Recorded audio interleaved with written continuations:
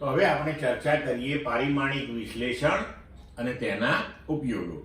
મેં તમને અગાઉ કહ્યું તેમ પારિમાણિક સૂત્રોનો ઉપયોગ કરીને ભૌતિક વિજ્ઞાનના અમુક પ્રશ્નોનો ઉકેલ મેળવવાની પદ્ધતિને પારિમાણિક વિશ્લેષણ કહે છે.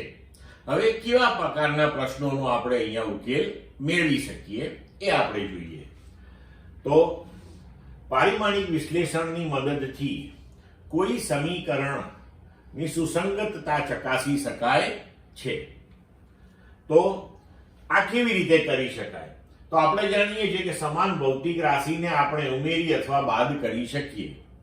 એટલે કે આપણે જાણીએ છીએ કે 1 કિલોગ્રામ પ્લસ 2 કિલોગ્રામ બરાબર 3 કિલોગ્રામ લખાય, પણ કોઈ દિવસ આપણે 1 કિલોગ્રામ પ્લસ 2 મીટર તો આ સંબંધને ઉકેલી શકીએ નહીં. તો આ બહુ જ સરળ સિદ્ધાંત છે કે સમાન ભૌતિક રાશિને આપણે ઉમેરી અથવા બાદ કરી શકીએ. આ સરળ સિદ્ધાંતનો પરિમાણનો સુસંગતતાનો નિયમ કહેવામાં આવે છે. હવે આપણે ઉદાહરણ લઈને આ વસ્તુ સમજીએ. તો આ એક સમીકરણ આપણે અહીંયા લઈએ કે x બરાબર x0 વત્તા v0t plus half at square. તો આની સુસંગતતા અથવા તો સમાનતા આપણે ચકાસીએ.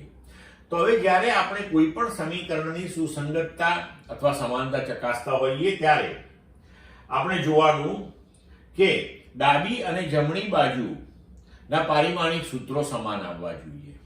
હવે જમણી બાજુમાં જો તમને એક કરતા વધારે પદો સરવાળા અથવા તો બાદબાકીના સ્વરૂપમાં આપેલા હોય, જેમ કે આ સમીકરણમાં આપ્યા છે, તો દરેક પદનું પારિમાણિક સૂત્ર એક સરખું આવવું જોઈએ અને તે પારિમાણિક સૂત્ર ડાબી બાજુ બરાબર હોવું જોઈએ.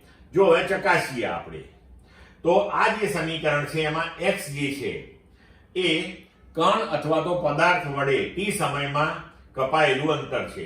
x0 એનું પ્રારંભિક સ્થાન છે, v0 એ એની પ્રારંભિક ઝડપ છે, પ્રારંભિક વેગ છે, અને a એ તેનો અચળ પ્રવેગ છે. તો હવે આ સૂત્રની અંદર આપણે જોઈએ કે ડાબી બાજુ x તો એ અંતર છે એટલે એનું પરિમાણ થશે l, x0 પ્રારંભિક સ્થાન એટલે એ પણ l થશે, v0t તો v0 એટલે પ્રારંભિક વેગ, વેગ એટલે વેગ, એનું પારિમાણિક સૂત્ર થશે l t⁻⁻1, t નું t તો પરિણામ થયું l. એવી જ રીતે હાફ at સ્ક્વેર, એમાં હાફ એને કોઈ પરિમાણ હોય નહીં કારણ કે એક અચળાંક છે એટલે એનું કોઈ પરિમાણ આપણે લખવાનું નહીં, બરોબર. હવે પ્રવેગ a તો એનું છે l t⁻², અને t નો વર્ગ એટલે એનું થયું t⁻². તો આને પણ છેવટે પરિણામ આપણને મળ્યું l. તો હવે અહીંયા જુઓ તમે કે આ સમીકરણની જમણી બાજુએ દરેક પદ સમાન પરિમાણ ધરાવે છે જે લંબાઈ છે, અને ડાબી બાજુના પરિમાણ જેવું જ છે. તેથી તમે કહી શકો કે આ સમીકરણ પારિમાણિક દ્રષ્ટિએ સાચું સમીકરણ છે. હવે જોઈએ